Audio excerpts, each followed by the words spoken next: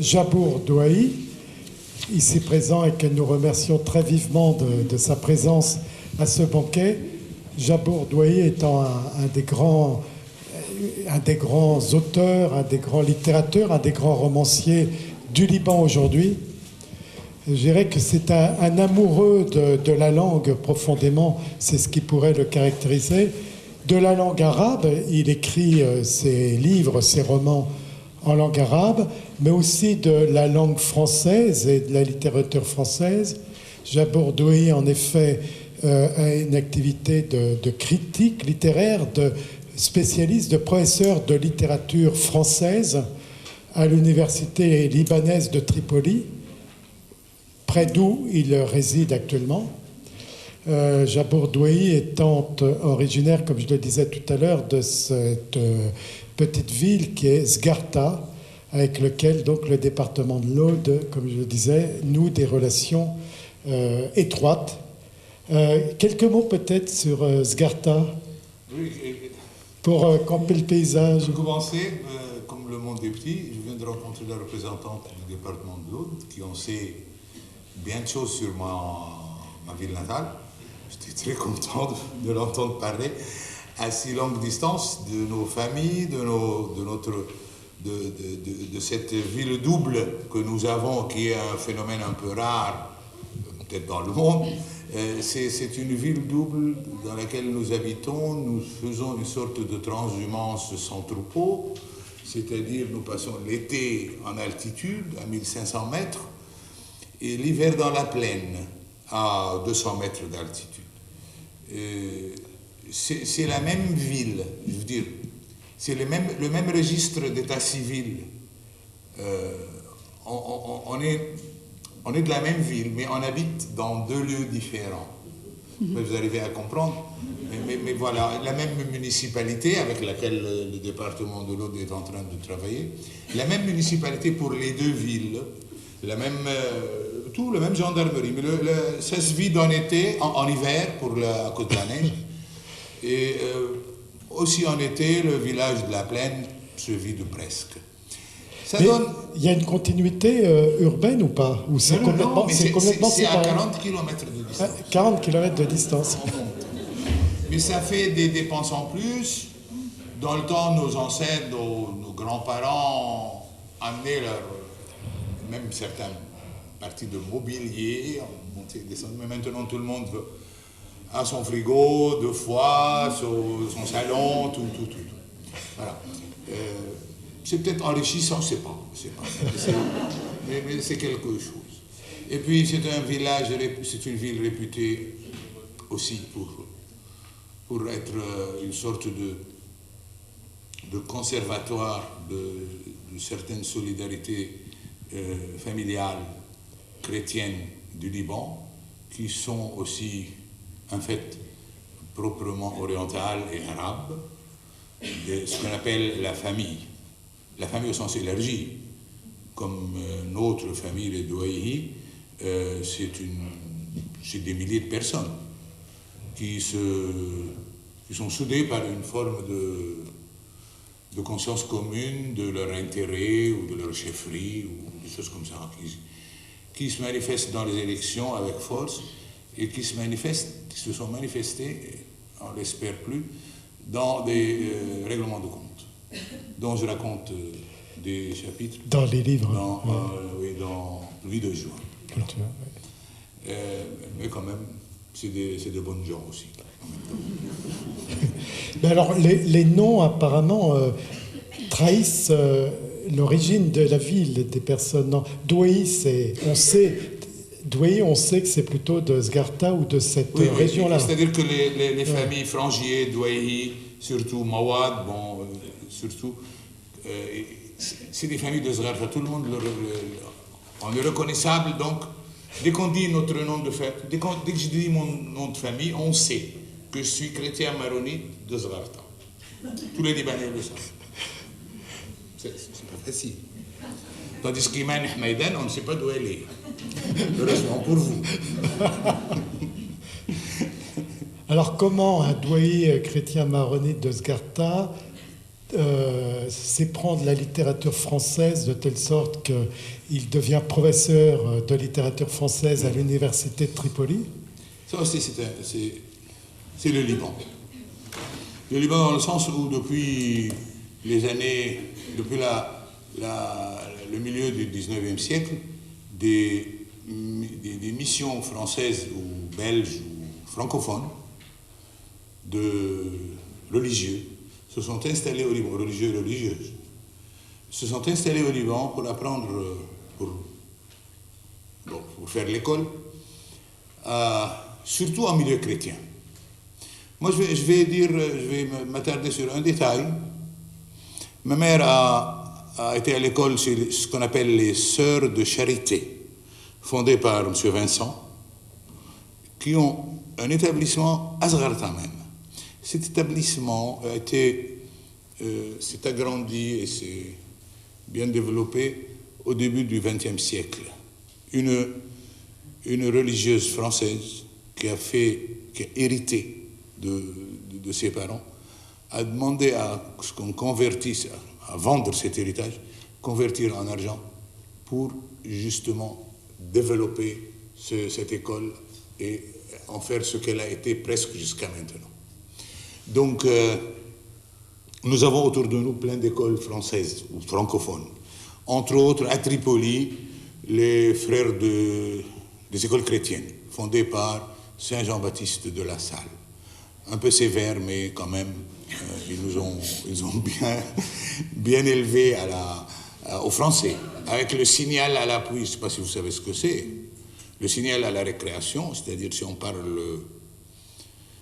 parle l'arabe, dans notre propre pays, on se donne réciproquement le signal. Et on est puni. C'est pour, voilà. Et comme ça, on va apprendre le français, n'est-ce pas? Et depuis... C'est un peu évoqué dans ce livre-là. Peut-être, oui. Oui. Saint-Georges regardait ailleurs. Oui. Et puis je fais mes études à Beyrouth, et puis un doctorat de 3e cycle à Paris 3. Et voilà, j'enseigne le français depuis toujours. Voilà, il y a comme ça des élèves qui ont penchant pour les lettres. Je me rappelle que j'étais en classe de seconde, de première. Je lisais Alcool d'Apollinaire sur les escaliers, puis un de mes copains vient me lancer. Mais qu'est-ce que tu fais avec ça? Il ne comprenait pas. Il voulait être officier de l'armée, il voulait faire les sciences, c'était ça. Jusque-là maintenant. Les écoliers, les établissements scolaires orientent plutôt vers des choses qu'ils appellent, rentables. Pour terminer ta présentation, donc tu écris aussi dans des journaux, oui. Des critiques littéraires, donc notamment l'Orient littéraire. Et avant, l'Orient Express, oui. C'était deux expériences très originales et très importantes à Beyrouth francophone. Actuellement, nous avons un supplément littéraire qui est bien coté, une revue de livres, l'Orient littéraire, qui a été fondée par Salah Staiti depuis longtemps, qui a été repris un peu par Alexandre Najjar maintenant. Et voilà. Et moi, j'écris en arabe, quoique j'ai parfois tendance à... Mais justement, j'écris ce qui est logique, revue de livres, réflexions en français, bien plus facilement que mes romans de fiction. La fiction, je ne sais pas, avoir quelque chose avec la libido, avec les origines, mais ça sort en arabe. Je n'arrive pas... Si j'écris en français, c'est de l'emprunter. Ah oui. Pour cette histoire-là, pour mes romans. Mais quand je fais un article, bon, je peux facilement écrire en français. Oui. Mais les romans, tu as tenté d'écrire des romans en français? J'ai essayé d'écrire des nouvelles en français. Non, ça ne va pas. J'ai pas senti, j'ai pas aimé, j'ai pas pu. Ouais. Tu peux préciser donc pourquoi? J'ai pas vécu en France, à vrai dire, sauf 1 ou 2 années. Mon français est celui des livres, Et là, je n'arrive pas à écrire comme ça. En arabe, c'est le parler qui m'entraîne dans la littérature. C'est l'arabe parlé plutôt. Voilà, donc je prends l'arabe dans sa source de narration, de contique, si on veut. Le conte, comment on le raconte, comment on parle, et puis je l'élabore. En français, non. Je ne peux que partir de phrases carrées, et voilà, j'ai laissé tomber. Sur ça, tu voulais... Oui, ça par rapport à ce que je disais tout à l'heure, évidemment, ça m'intéresse beaucoup. Est-ce qu'on pense en français et on rêve en arabe? C'est ce qu'on a l'impression d'entendre là. Mais pour écrire des livres comme ces romans, alors moi je les lis en français évidemment, mais c'est une écriture qui me paraît très élaborée dans sa poésie, même si c'est de la prose, dans sa facture. Et ça vient d'un arabe oral. Vous avez lu des livres en arabe Classique. Classique. Alors, c'est pas un arabe classique, ça? Si, c'est de l'arabe classique, mais qui vient de l'oral. Mais c'est... Comment dire? On a du mal à comprendre, nous, tous ces arabes, ces langues arabes. Enfin, moi, je comprends pas bien. Donc, je pense que je suis peut-être pas la seule. J'aimerais bien qu'on... Oui, moi j'ai l'occasion aussi, à travers mon travail d'atelier d'écriture pan-arabe, où viennent des gens, des jeunes de plusieurs pays arabes, de confronter ces parlers arabes, si on veut. Moi, avec le tronc commun arabe classique, et sur lequel se greffent des voix marocaines, égyptiennes, soudanaises, libanaises et tout. Le parler, bon, moi je suis venu au roman par les histoires que racontait ma mère. Alors ma mère les raconte de cette façon, les raconte avec son parler, avec la couleur locale qu'il y a dans cette langue. C'est le point de départ, mais sur lequel j'essaie de rendre ça littéraire et bien assis quand même. C'est pas une langue bousculée, non. Mais c'est une langue où on ressent l'oral, quand même. Bon, et il y a aussi du français dans l'arabe que j'écris. Et comme des amis qui lisent mes manuscrits me disent « Mais ça, c'est du français, en fait. » Et moi, je garde, et je suis content que ce soit du français, une séquence qui rappelle un peu la structure de la phrase française dans ce cas précis. Pour cela, peut-être la traduction est plus facile, comme ça. Donc il y a 5 romans qui ont été traduits en français, Oui. Notamment les 4 derniers chez Actes Sud, on peut les rappeler. C'était d'abord... alors, un qui a un titre anglais en plus. Oui. Rose Fountain Motel. Alors pourquoi c'est le titre anglais? C'est le traducteur qui a trouvé ça. Ah bon, d'accord. Mais le titre original, c'est un titre arabe ou... Oui, c'est littéralement Rose Fountain, en arabe. Ain Warda. C'est un nom de lieu qui peut se comprendre par l'œil de la rose. Ain, c'est l'œil. Oui. Warda, c'est la rose. Mais c'est en même temps l'œil de la jeune fille qui s'appelle Rose, Wardi. Tout ça dans une maison, dans une ancienne maison qui est là, sur les contreforts de Beyrouth, une dame a voulu ouvrir un motel qu'elle appelle. Et elle voulait l'appeler, puisqu'elle était d'origine anglaise, mariée à un Libanais, elle veut l'appeler Rose Fountain Motel. Elle le dit en anglais. Ça, c'est aussi tiré d'une histoire vraie. Une maison de notable transformée en motel par la jeune dame, la dame de l'héritier.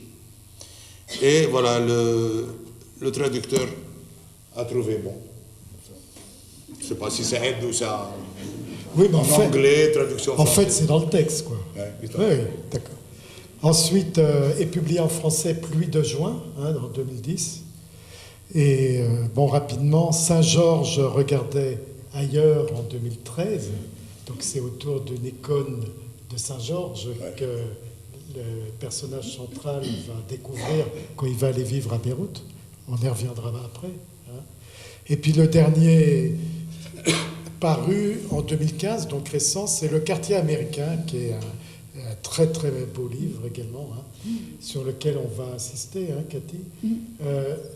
Juste peut-être pour lancer une première question transversale à tous les livres, c'est que ce qui est frappant, c'est qu'il y a, comment dire, je ne sais pas si c'est une thématique, mais il y a une réalité commune qui est abordée comme une étude de mœurs, c'est la dimension familiale qui est très présente dans tous ces livres. Oui. La famille est quelque chose de central dans ces différents romans que je viens de citer. Et c'est au sens très large, parce qu'on a l'impression qu'il y a des personnages qui n'ont pas forcément des liens de sang, qui sont de la même famille, c'est-à-dire il y a des maisonnées. Oui, mais c'est la configuration sociale. On ne peut pas l'évacuer. Mais ça, nous, Français, on a besoin d'être attentifs parce qu'on ne comprend pas forcément des choses qui sont peut-être évidentes là pour vous.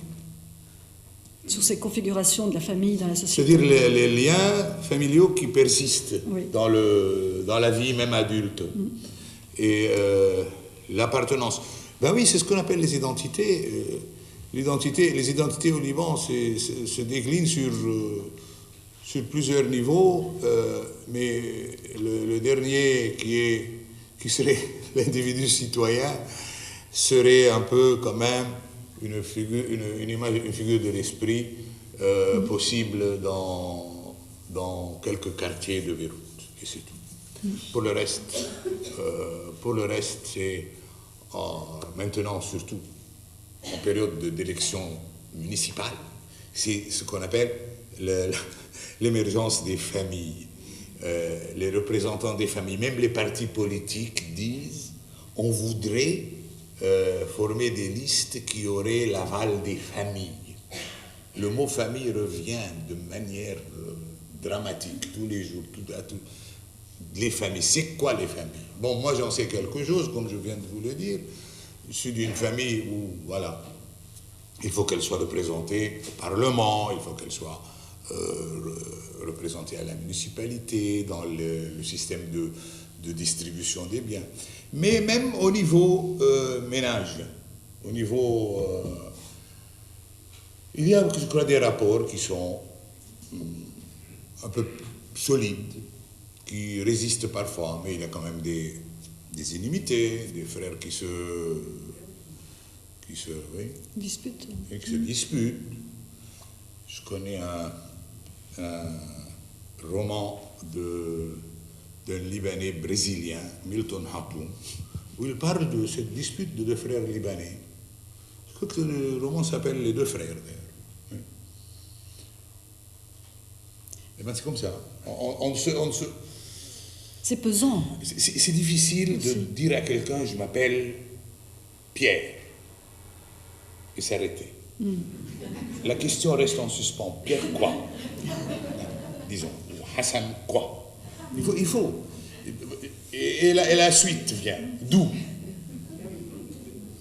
Et sur les barrages routiers, sur les barrages militaires, soit des milices pendant les guerres, soit même de l'armée, ou des gendarmes ou des soldats. Le soldat peut facilement vous dire, vous êtes d'où? Même sans regarder votre carte d'identité. Pour vous désigner, pour vous, comment dire, pour savoir qui vous êtes, si vous êtes chrétien, sunnite, chiite, voilà. Les noms parfois ne suffisent pas, alors il faut un complément d'information. Alors ça donne lieu à un passage de... C'est Saint-Georges regarde ailleurs. Ah oui.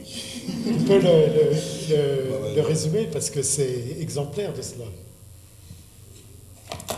Moi, j'ai envie de le lire parce que ça donne une... c'est quand il...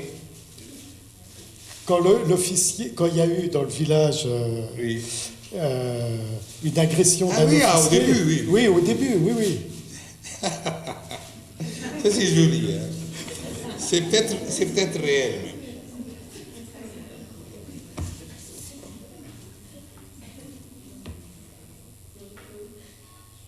Alors.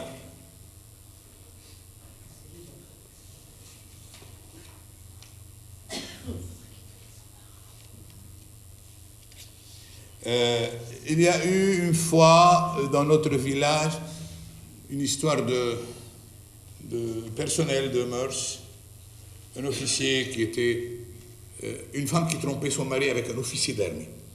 Et puis le mari vient tuer l'officier. Et puis l'armée vient prendre tous les hommes du village, les embarquer.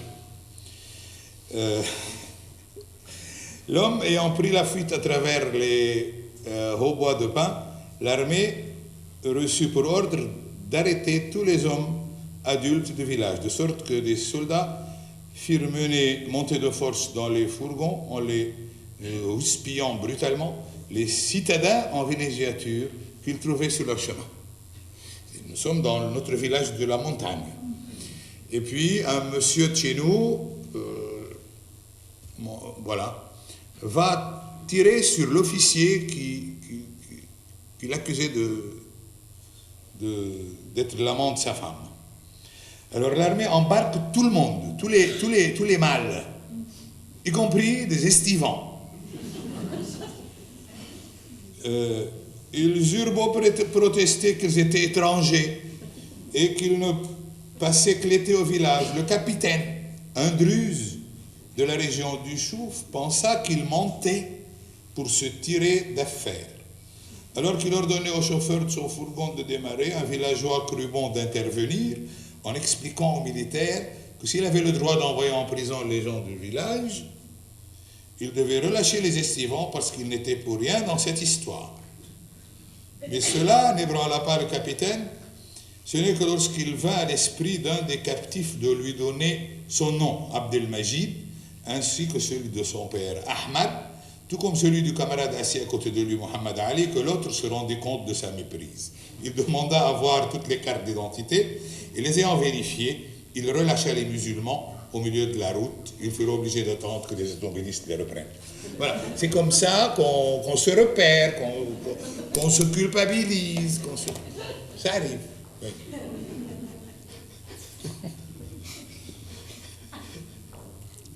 On lit un petit passage, peut-être? Lisez le passage. Le passage, oui. Un peu plus sérieux, celui-là. Voilà. Donc on va vous lire une Donc lecture... d'abord en arabe, c'est ça? Non, on va vous d'abord lire... en français. Non. Ensemble. En même temps. Ah, en même temps, c'est vrai, en même temps. Voilà, une ou deux premières pages de ce très très beau roman que je vous recommande, qui s'appelle Le quartier américain.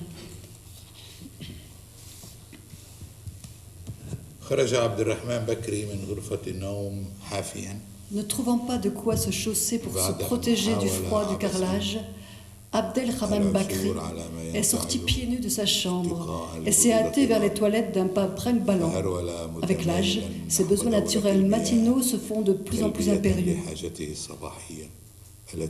Mais subitement, cédant à la manie qui s'est emparée de lui quand il a acheté ce large téléviseur couleur, manie dont sa femme pense que sans doute seule la mort parviendra à lui ôter, il s'est arrêté à mi-chemin entre la porte de la chambre et les toilettes, installé sous l'escalier menant à l'étage, et s'est mis à chercher la télécommande en se tournant dans tous les sens, tout en serrant de sa main gauche à l'entrecuisse son pantalon de pyjama à rayures, signe que son envie devenait vraiment très pressante. Abdelrahman, surnommé le pendu, par allusion à quelque anecdote familiale oubliée, vit ce quartier dit américain, en raison d'une école anglicane désaffectée, dont pendant des années, un bureau des redoutés renseignements de l'armée de l'air a occupé les bâtiments à moitié croulants. Le quartier surplombe le fleuve traversant la ville. Pour se rendre chez eux, Les habitants n'ont d'autre choix que de gravir les multiples escaliers qui tracent sur la butte des sillons semblables à ces rigoles creusées par la fonte des neiges sur les pentes montagneuses. Ils s'entraident quand il faut transporter des meubles ou des malades, et ceux qui peuvent se le permettre louent les services d'un porteur pour remonter du marché aux légumes installé au pied de la colline. Le pendu habite avec sa femme, plus âgée que lui, et leurs 5 enfants. Une maison de Grec, une famille marchande du souk au grain, de conditions plutôt aisées, a abandonné il y a un demi-siècle. Leurs enfants sont partis s'installer à l'ouest de la ville, dans les quartiers huppés. On voit encore la trace d'une rose gravée dans un carré de marbre, au-dessus de la grande porte d'entrée en bois de résineux, et quelques vestiges d'ornementation le long de la corniche du plafond. Détails témoignant du triste état de la bâtisse, mais aussi de la vie que le quartier américain a pu connaître autrefois, avant d'être envahi par les pauvres des montagnes voisines, où la culture des abricotiers, ni d'aucun autre arbre fruitier, ne suffit plus à nourrir les familles. Faute de moyens, le pendu a dû se contenter des 2 chambres au rez-de-chaussée et du hall d'entrée, qui sert de pièce de vie dans la journée. Au milieu du hall, un escalier mène aux 2 pièces de l'étage. Escalier par où le colocataire, Bilal Mohsen, entend monter par intermittence les hurlements que l'autre lance à la figure de sa femme et de ses enfants. Voilà. On voulait vous donner C'était compréhensible ou... un petit peu l'arabe en fond, je ne sais pas si ça... Une question par rapport à la langue, pour revenir à la langue. C'est toujours le même traducteur pour les 5 livres? Non, pour les 2 derniers seulement. Et alors, est-ce que le traducteur se débrouille tout seul, ou est-ce qu'il vous contacte dans la mesure où le français, c'est quand même une langue je peux raconter l'histoire d'une traduction? Oui. Une petite histoire. Une petite histoire d'une traduction, celle de Pluie de juin. C'est un roman que j'ai écrit sur un massacre qui a eu lieu entre nos familles en l'année 1957. Donc moi j'avais 8 ans et j'ai vu ce que pouvait voir un enfant. Et puis j'ai raconté tout ça et j'ai écrit ce roman dont le titre m'a été inspiré par mon frère, parce que ce massacre dans une église a eu lieu la moitié de juin, et comme il ne pleut jamais en juin, mais il a plu ce jour-là, comme si c'était par malédiction. On appelait ça la pluie de juin. Le livre est tombé entre les mains d'une prof d'arabe à Paris, qui est responsable des langues étrangères à l'École normale supérieure, et qui brusquement découvre dans ce livre une histoire qui lui appartient à elle aussi, parce qu'elle est de la région, et que le premier souvenir de sa vie, c'était son grand-père de curé, qui rentrait de cette église, de cet office, et qui avait reçu une balle dans la jambe. Et on lui a soulevé la soutane noire et il avait plein de sang. C'était le premier souvenir de sa vie, qu'elle dit. C'était le coup de feu dans le corps de mon grand-père. Alors elle a décidé de traduire ce livre, et elle l'a fait avec beaucoup de plaisir et d'amour et d'intérêt. Voilà, ça c'est pour Pluie de juin. Pour le premier, Rose Fountain Motel, c'est un traducteur français, Emmanuel Varlet, qui est maintenant responsable de collection de l'arabe chez Seuil. Et les 2 derniers, une Française qui habite à Alexandrie, que j'aime bien et qui fait son travail avec beaucoup de conscience, s'appelle Stéphanie Dujols. Et elle a traduit plein de romans arabes aussi.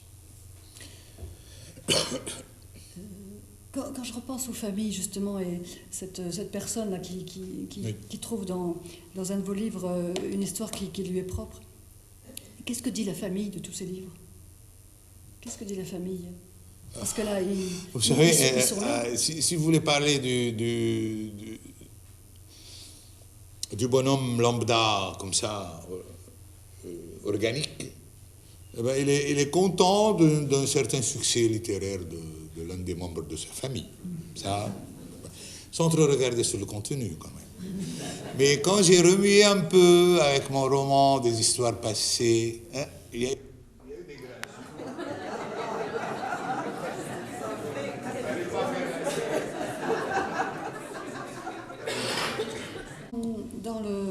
dans le quartier américain. Il m'a semblé, c'est toujours périlleux de définir un livre trop vite, mais que c'était un beau roman sur l'attente. Sur l'attente, attendre. C'est un roman difficile pour moi c'était difficile pour moi de ficeler cette histoire. L'histoire actuelle que nous vivons tous les jours, d'un jeune issu d'un milieu de misère, qui se fait embrigader par des barbus de malheur et qui escamote entièrement tout ce dont il souffre, que ce soit son histoire de famille, son manque de travail, sa misère, l'état de santé de ses parents, tout ce dont il souffre, est entièrement escamoté par ses appels au djihad, parce que, et ça c'est vécu, tout le monde peut le constater, un jeune homme de Tripoli, au Liban, sur la mer Méditerranée, est envoyé se faire tuer, exploser, dans un village kurde, chiite, sur les frontières de l'Iran. Toute cette aliénation a lieu tous les jours. Tous les jours. J'ai essayé de décrire un peu ça. Mais je ne pouvais pas savoir, parce que j'écris sur l'actualité. Et ça, c'est le problème d'écrire un roman sur des choses en cours. On ne savait pas. J'ai laissé une porte ouverte à l'espoir, et c'est tout.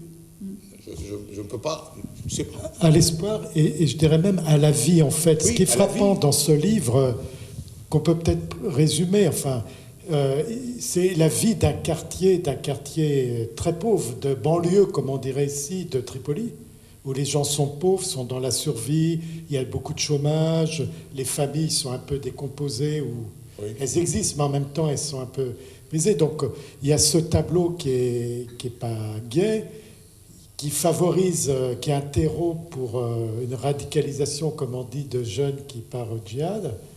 Et en même temps, ce livre, il y a beaucoup de, comme tu dirais, Cathy, de douceur, de générosité et de vie.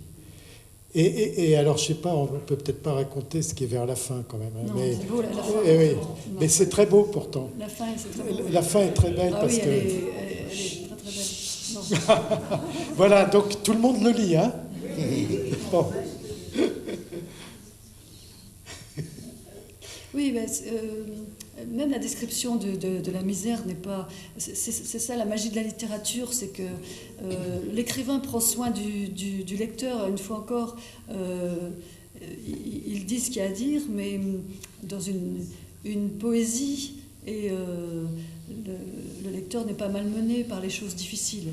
Il rentre dans un récit. Oui.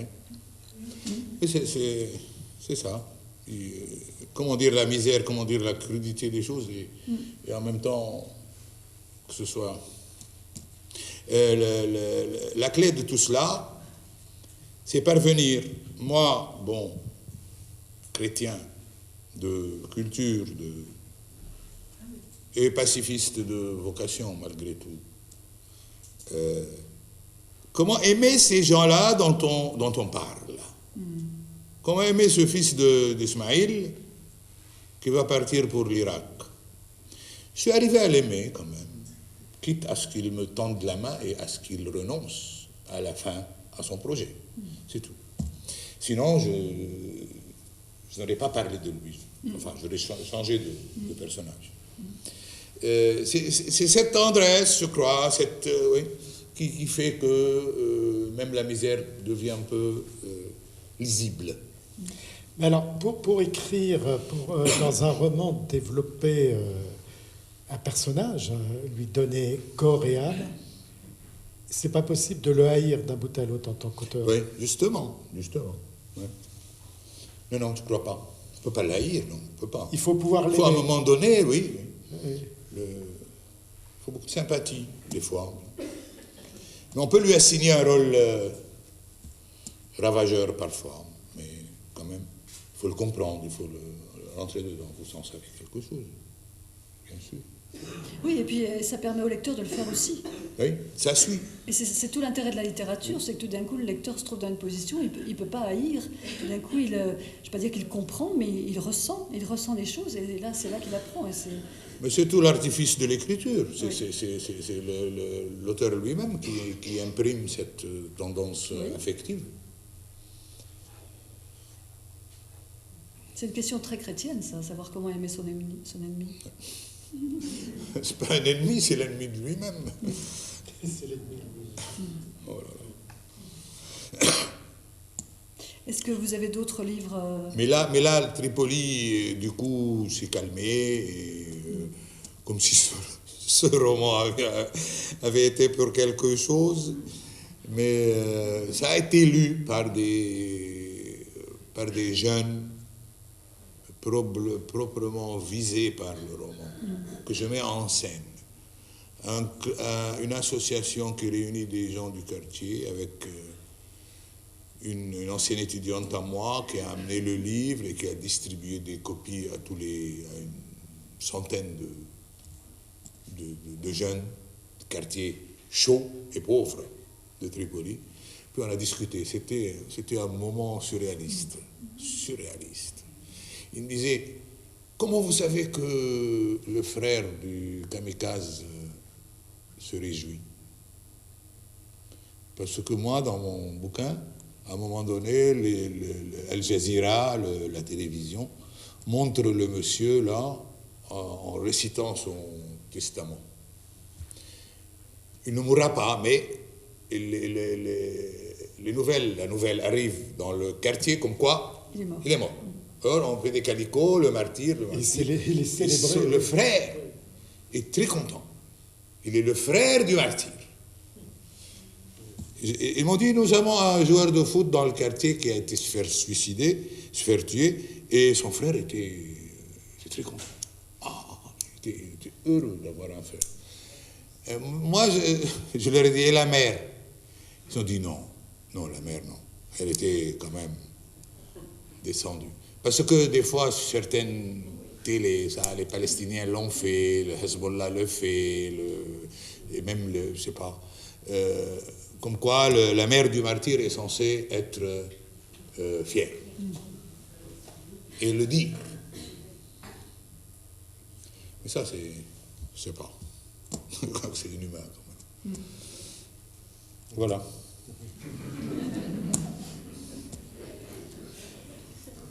Une autre question à la lecture comme ça des livres, et notamment dans Saint-Georges, vous faites dire à l'instructeur, alors je ne sais pas si c'est ce que vous pensez, que musulmans ou chrétiens, on est tous des Libanais.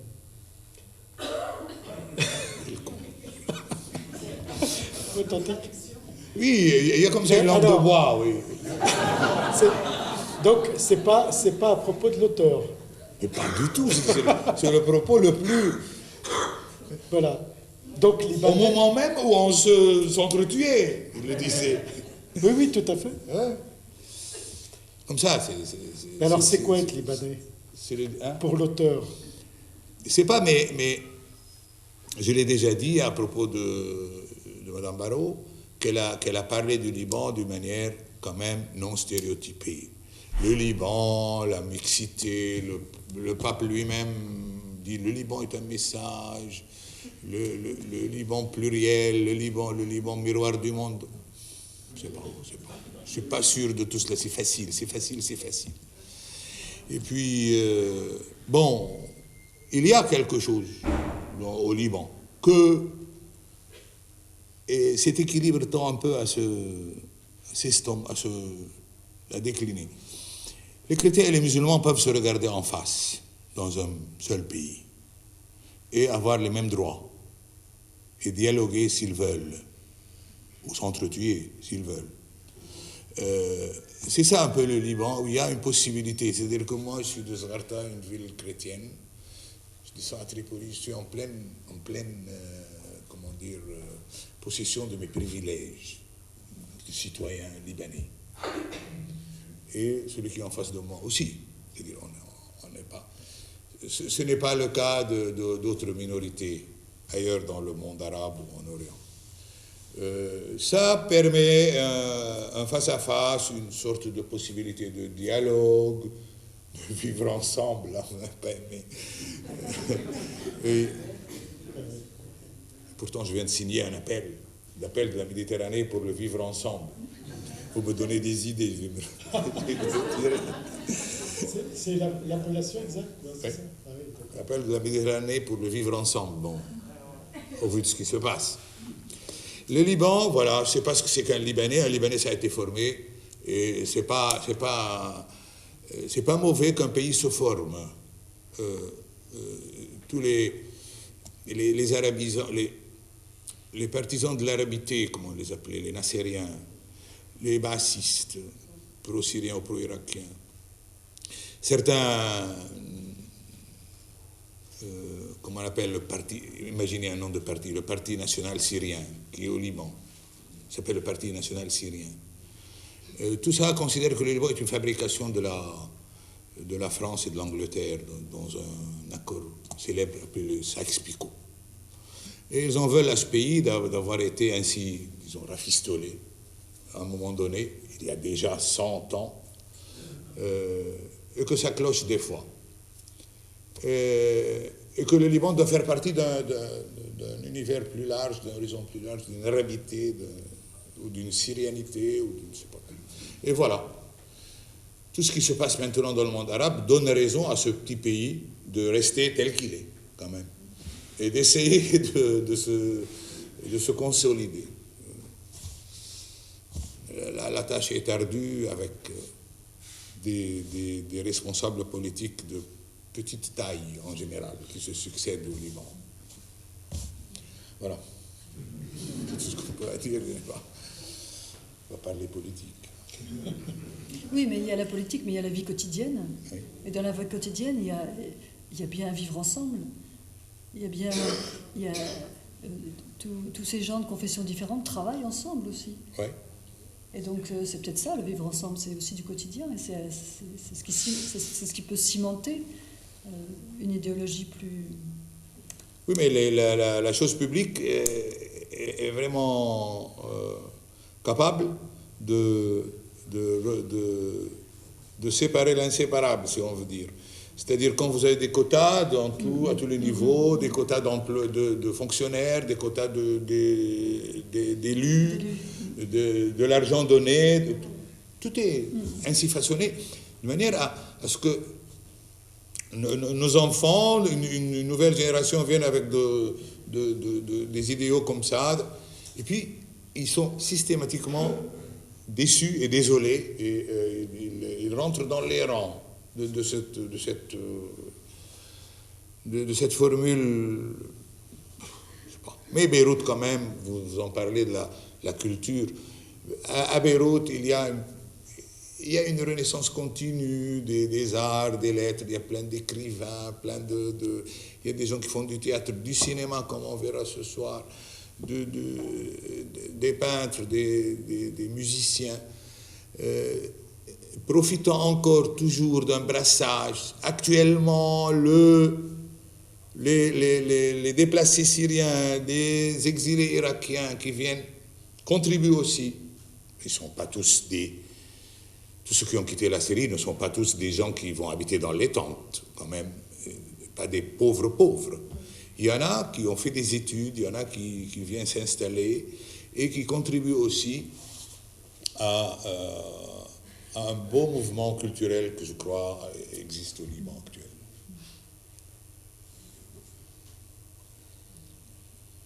Mais apparemment, donc, il y a quand même un contraste très marqué entre Beyrouth d'un côté et le reste du Liban, y compris Beyrouth-Tripoli, par exemple. Oui, c'est deux univers qui n'ont aucun rapport. Oui. Tripoli, c'est... Beyrouth cache la réalité libanaise, quelque part, la grande réalité libanaise sociologique. Beyrouth est une ville toujours ouverte, toujours possible, qui peut être reconstituée culturellement et tout. Actuellement, il y a une belle campagne municipale menée d'un côté par les politiques réunies, et de l'autre côté par ce que nous voyons ici, des sortes de groupements d'indépendants qui forment une liste et vont aux élections. Il y a une vitalité qui existe à Beyrouth, qui jusque-là ne s'est pas encore éteinte et ne s'éteindra peut-être jamais. Mais le pays profond, tout petit qu'il est, cache une sociologie de famille, de clans, de communautés religieuses, de solidarité, de petites solidarités de villages. Nous, quand on était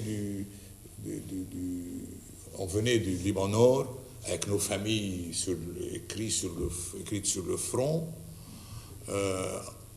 et puis brusquement, on arrive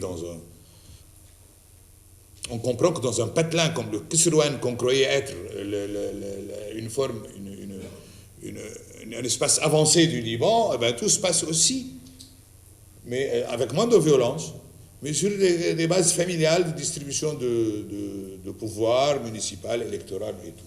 C'était ça.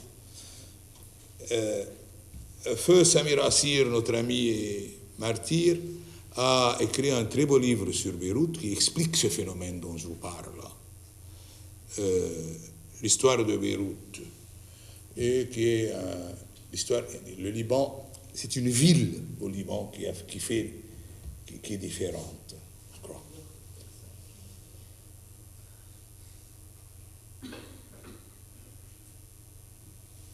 Et qu'est-ce qui explique au fond vous l'avez un peu dit, cette vitalité de Beyrouth culturelle, cette énergie, c'est quoi? C'est que ça reste une ville ouverte au monde, c'est ça? Oui, c'est qu'elle est composée circulation permanente. Elle est composée de plusieurs.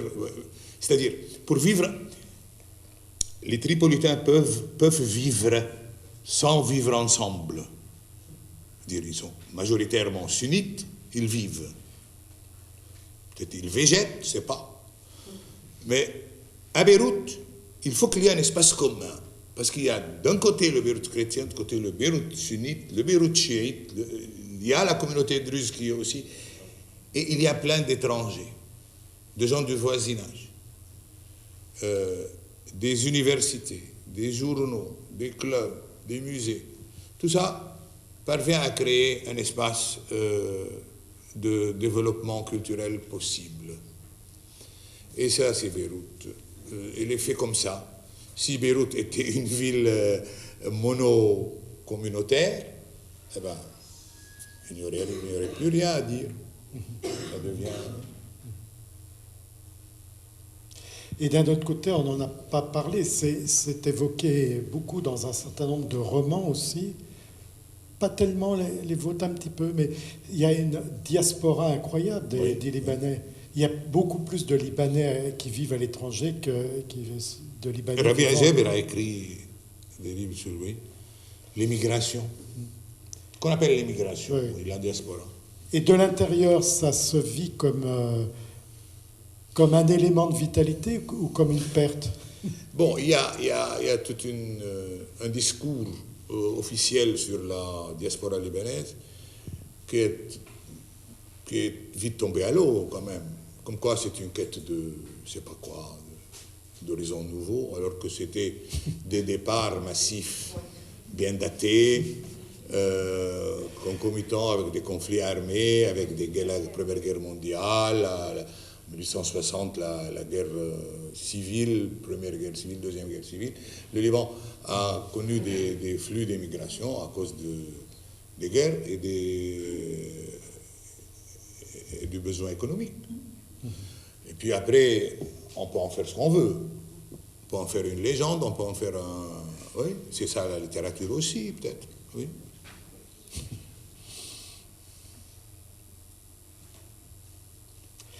La littérature, c'est de construire des mythes, des légendes, ou c'est au contraire de tenter de saisir ce qui échappe, ce qui est caché par les discours officiels, c'est-à-dire quelque chose du réel? Moi, en ce qui me concerne, je crois que j'écris pour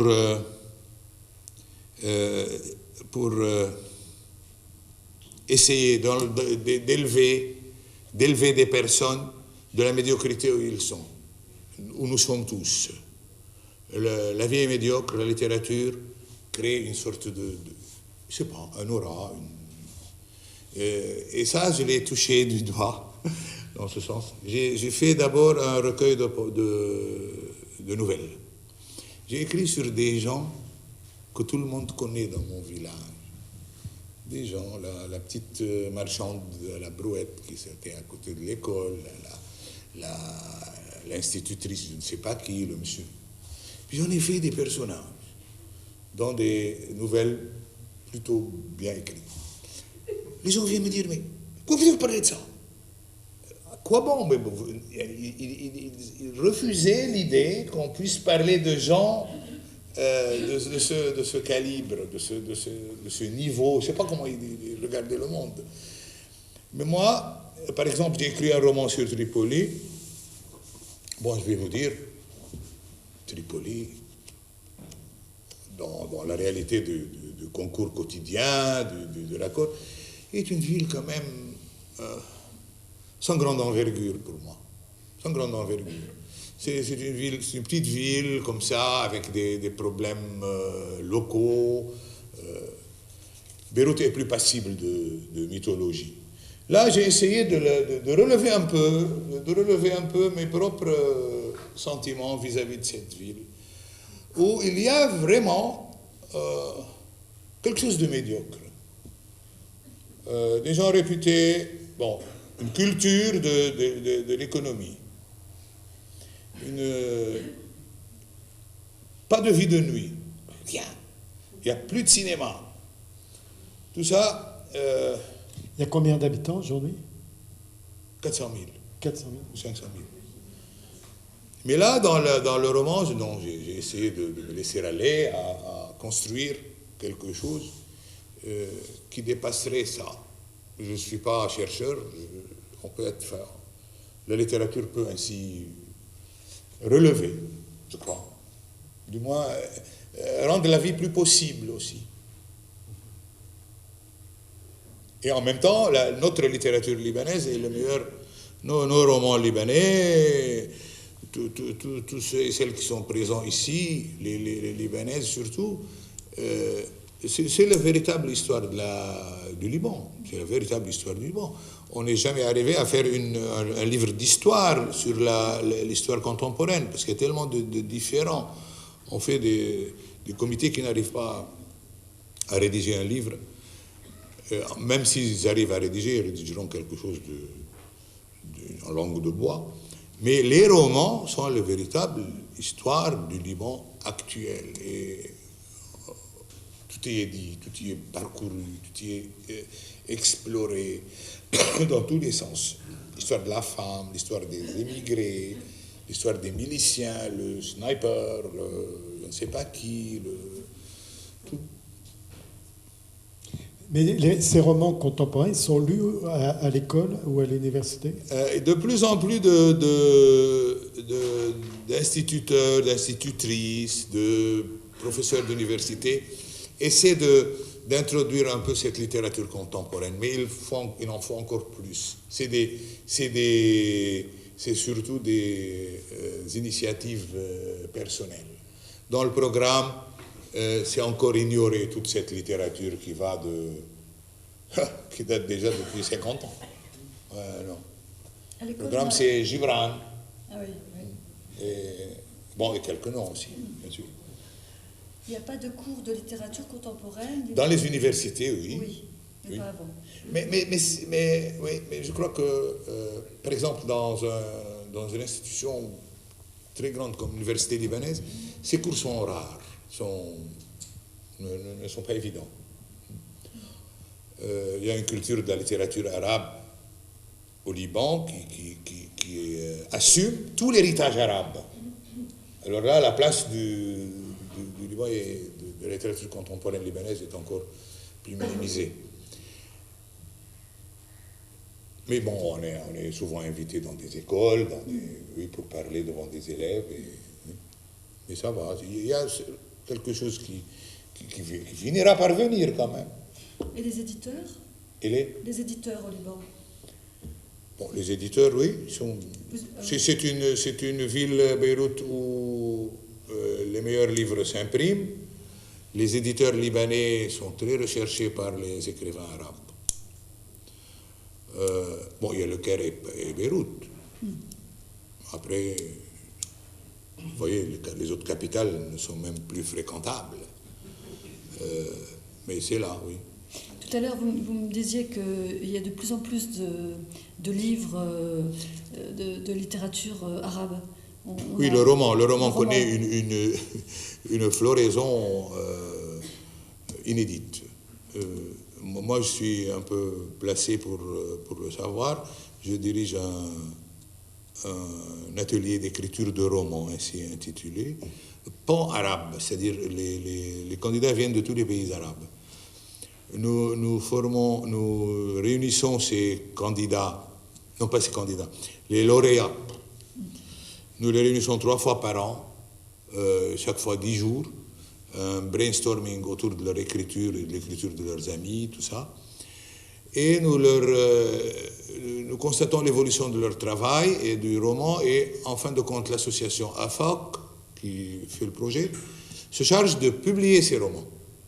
Et bien, cette année, on a eu 250 candidats pour 8 places. Il se publie chaque année dans le monde arabe 1 millier de romans. Il y a quelques décennies, c'était des dizaines par année, même moins. C'était moins que 100. Actuellement, c'est 1000 et plus. Le prix, bon, il y a aussi une logique des prix. Il y a un prix Booker anglophone qui s'était arabisé et qui, bon, couronne une shortlist et puis un lauréat, eux-mêmes avancés par les éditeurs. Chaque maison d'édition peut avancer 3 noms. Donc ça fait quelque chose de limité dans les 150 titres. Et le comité choisit. Et c'est donné $10 000 et puis le premier recevra 60 000. Alors le Qatar, dans son déferlement à côté du football, il dit, bon, moi je vais faire un prix où il y aura 60 000, 60 000, 60 000, et pour les manuscrits, 40 000, 40 000, 40 000. Je ne sais pas qui va les lire, mais ils reçoivent 1050 candidats pour l'année passée. 600 livres imprimés et 450 manuscrits. Voilà, chacun veut écrire son roman dans le monde arabe. J'ai l'impression que c'est une bonne chose. Ben, on retrouve ça aussi en France, oui, d'une certaine manière. Oui, oui. Je crois qu'il n'y a pas de grande différence de ce point de vue-là. Il n'y a pas de grande différence de ce point de vue-là. Dans le monde actuel, oui.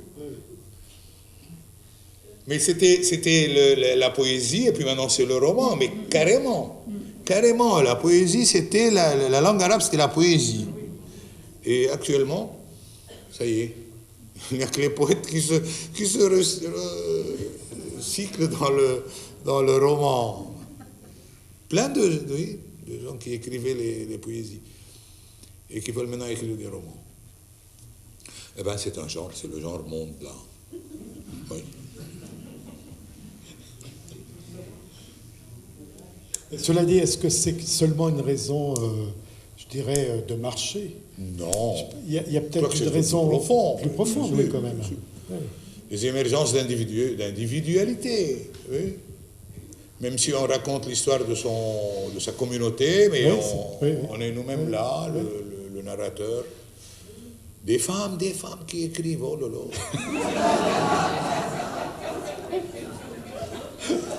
Non, ils écrivent. J'ai rien contre.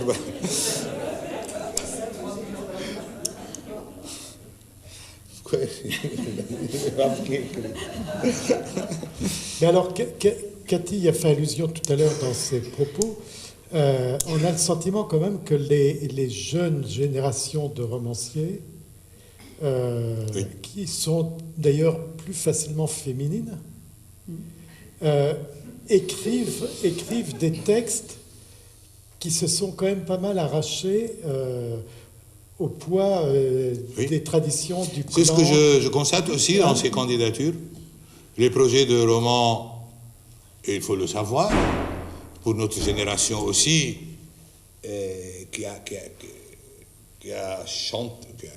exprimé ce cadre de mutation collective, sociale, étatique, culturelle. Eh bien, les projets de romans sont de plus en plus individuels, au sens d'une expérience personnelle. Moi et les films porno. La jeune femme, oui. Enfin, des choses comme ça, des itinéraires marqués individuellement. Alors qu'un romancier comme moi, il paraîtra bientôt comme un vieux communautaire. Même si, bon... donc c'est comme ça. C'est la vie.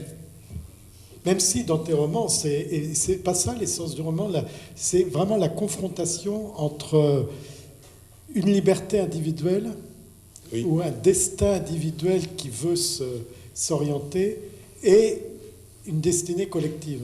Je crois que c'est tous les romans, c'est comme ça. Oui, oui. C'est peut-être ça, au fond, ce qu'est le roman, non? Oui. Dès qu'il y a l'émergence de l'individu, avec un destin, il y a devant lui des handicaps, des forces de retour.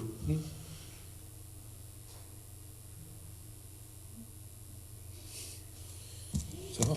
Et alors, est-ce que... En français et en France, on a le bonheur de lire quatre romans. Mais est-ce qu'il y en a d'autres en arabe qui ne sont pas encore traduits? Et est-ce qu'on peut espérer avoir le bonheur prochain de lire d'autres romans de Jabour Douaï? J'ai encore deux romans qui n'ont pas été traduits en français, les deux premiers. Les deux premiers, donc, d'accord. 5? Non, un seul qui n'a pas été traduit. Oui, justement. Et je suis en train de finir un roman, maintenant aussi. Mais là, tout le problème, c'est de ne pas se répéter, d'essayer d'étendre un peu le champ de la fiction, de la narration, le cadre spatio-temporel, essayer d'écrire dans la voix d'autres personnages, des personnages autres que ceux que j'ai écrits. Et il y a une double tendance à laquelle est confronté un écrivain. D'abord, ne pas se répéter, ce qui serait quand même, voilà, il est vite repérable. Et en même temps, le plaisir ou la nécessité d'avoir un style reconnaissable de livre en livre. Voilà, et entre ces deux tendances, on essaie de naviguer. Ne pas se répéter, mais en même temps, quand même, on ne peut que avoir son style. La langue, entre nous et la langue, c'est plus fort que nous. Avec Jabour Douaï, cet équilibre est réussi, sincèrement. J'essaie de faire, oui. Et alors, vu qu'il est presque fini, le roman qu'on aura le plaisir de découvrir, j'espère, dans un proche avenir en français, il s'agit de quoi? Oh. Ça aussi, c'est difficile. Je ne saurais pas vous raconter. Non, je veux bien, mais d'abord, je vais... Ça doit s'appeler en principe l'homme au manuscrit. Voilà, l'homme au manuscrit. Un jeune homme qui tient comme ça comme une main blessée, un manuscrit, un cahier rouge dans lequel il a écrit quelque chose et qu'il fait le tour des éditeurs de Beyrouth. Ça commence comme ça. Super. On verra.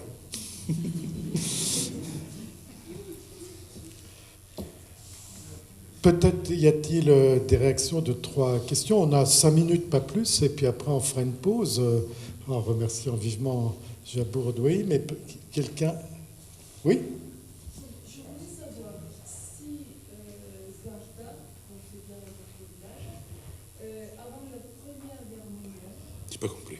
Est-ce que Zgarta, avant la Première Guerre mondiale, était toujours un village chrétien ou c'est après la Première Guerre mondiale, avec l'intervention des Britanniques, qu'il y a eu Il ne faut pas le dire devant des Zgortiotes, hein, parce qu'ils se considèrent comme chrétiens depuis le 7e siècle.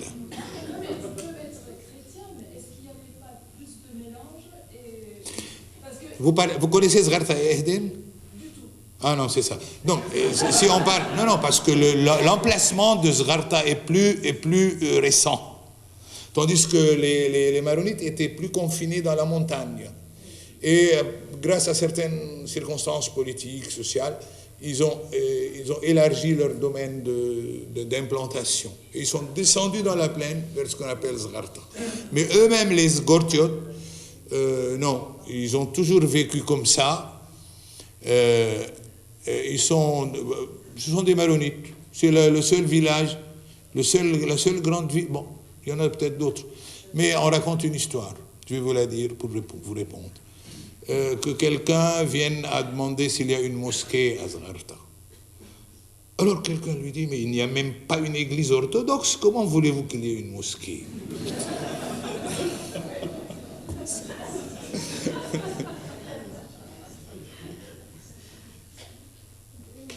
Oui. Oui, bonsoir. Est-ce que vous pourriez nous parler justement de la place de la femme dans la société libanaise?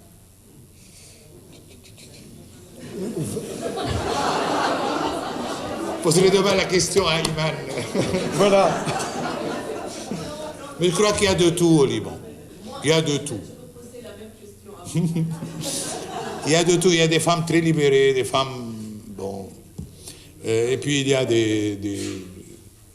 il y a toujours la polygamie quelque part, avec des fois sur des programmes de télé à sensation comme ça, deux ou trois femmes d'un même monsieur qui s'amènent et qui se rivalisent d'éloges pour lui devant tout le monde.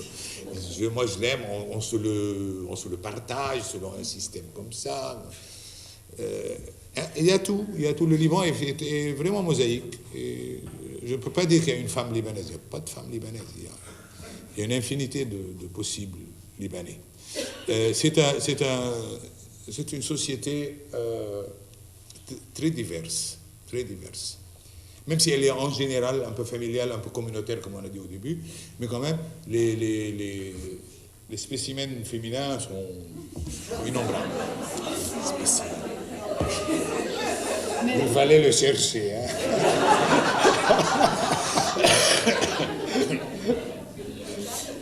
Mais les personnages, dans vos livres, les femmes et les personnages femmes sont très beaux personnages. Ah oui. Mais dans ce livre, il y a une femme... Attendez, dans le Pluie de juin, il y a une femme qui est presque aveugle et qui pleure, je ne sais pas quoi. Et dans ce livre, il y a toutes sortes de femmes. Oui. Oui.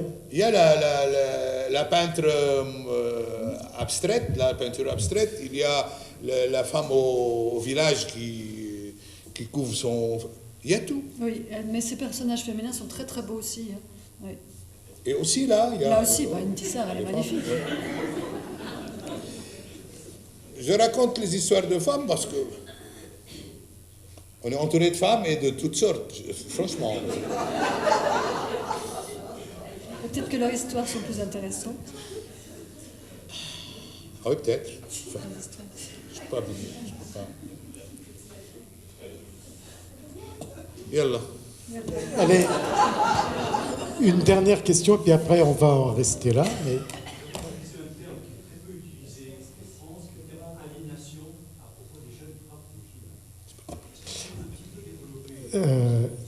vous utilisez le terme aliénation qui est très peu utilisé en France à propos des jeunes qui font le djihad.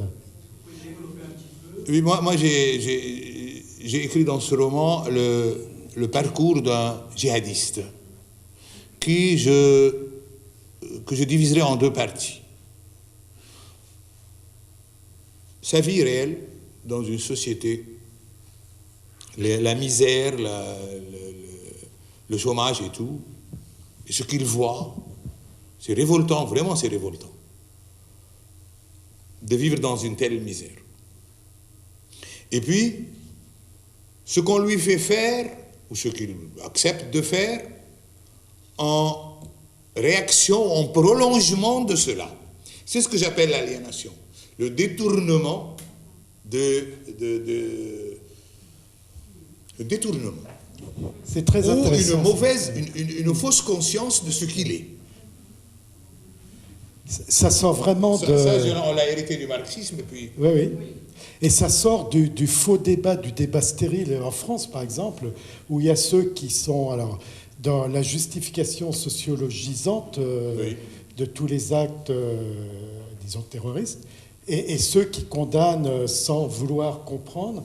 Et là, il y a une perspective de dépassement qui est intéressante. C'est-à-dire qu'il y a... C'est dialectique, quoi.